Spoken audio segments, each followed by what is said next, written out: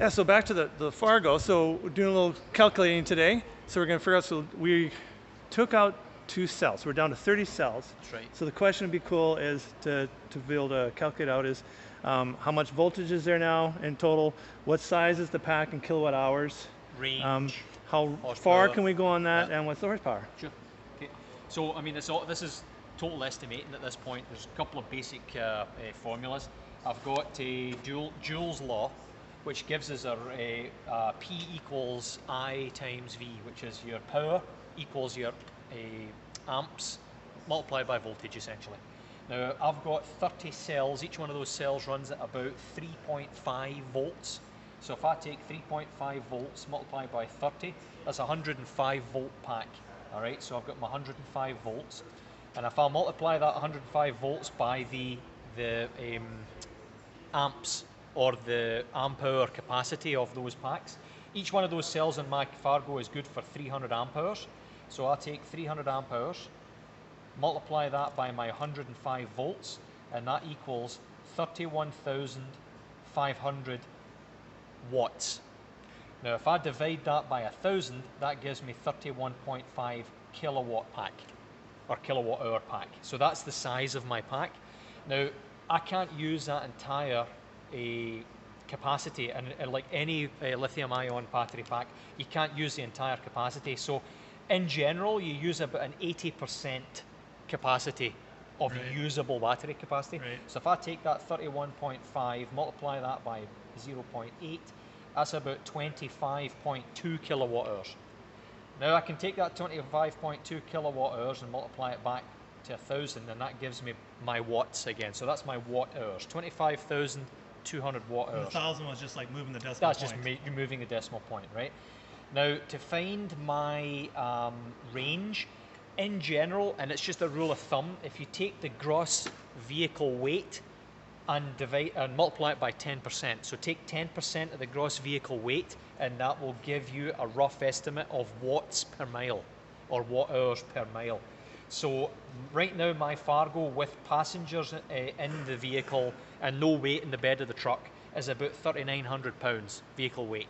So if I take 10% of that, that equates to about 390 watt hours per mile.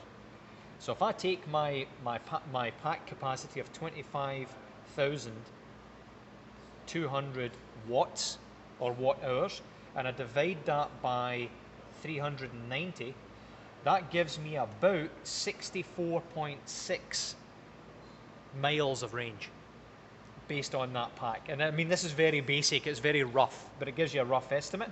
I convert that to kilometers. Depends how you drive, too. Exactly, yeah. And how many hills are in the area and stuff like that. Road Yeah, condition. exactly. So if I multiply that by 1.609, that gets me about 103.9 kilometers. Again, it all depends on how well I drive, how healthy the batteries are, how many hills are in the area, aerodynamic force, friction index of the road, rolling resistance of the tires. There is so many variables that using this 10% of your vehicle gross weight gives you a ballpark or a rough estimate. So I'm looking at about 100 miles of range, or 100 kilometers, sorry, of range on these old batteries.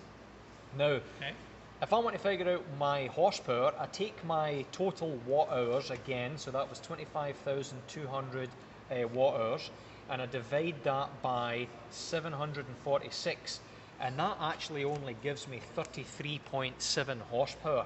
But that is at my nominal battery, so or my nominal draw, so 34 horsepower, let's say. Now, this Hyper 9 system is capable of drawing up to 750 amps, which would be a maximum draw. Now, the battery pack that I've got is capable of delivering what they call 3C for about a 10-second period, which means that I can draw up to 3 times their amp hour rating for a 10-second period. Now, these batteries are rated at, 300 amp hours, so that means I can draw up to 900 amps for a period of 10 seconds. And that's really all you would need to get yourself accelerating, right? Now, 900 amps is higher than the 750 amps that motor is going to be drawing anyway. So if I took that 750 amps, multiply that by my 3.5 volts, sorry, 3.5 times. Kind of get your peak horsepower. Exactly, yeah. So 3.5 times 30. So there's my 105. Multiply that by the 750.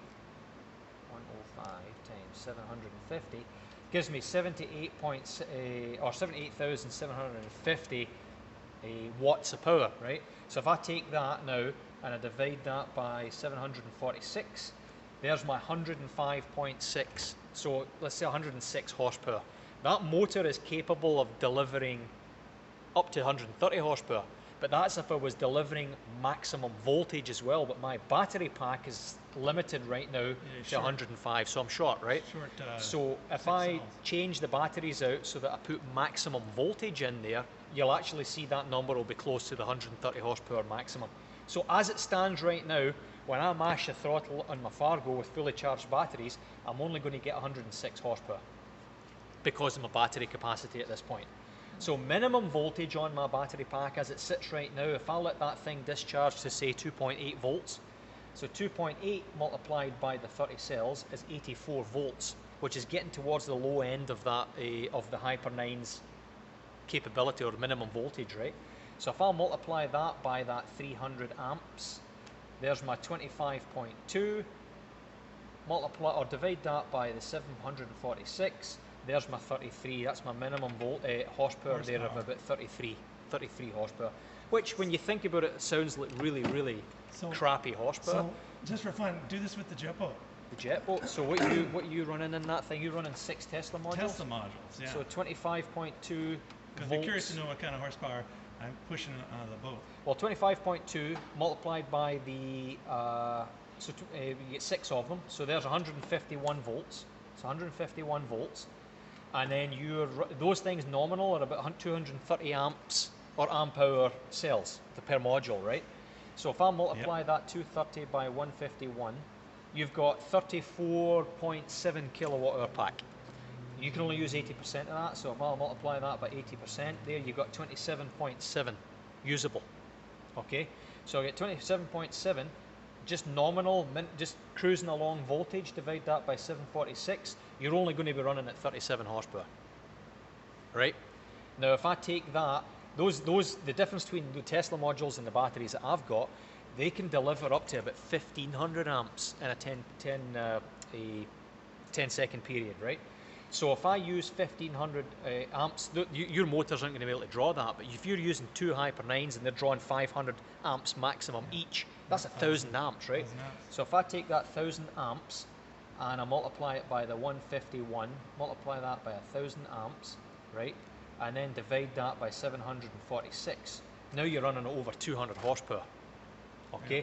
And so, I still got room for one more module. And you still get room for one more my module. Can handle it, my BMS can handle it. Now, you're going to need that horsepower to get out of the water to begin with as well, right? So yeah, once it's planing, then I don't need that max horse. Exactly. So when you mash the throttle on that thing, you're going to have over 200 horsepower to get you going.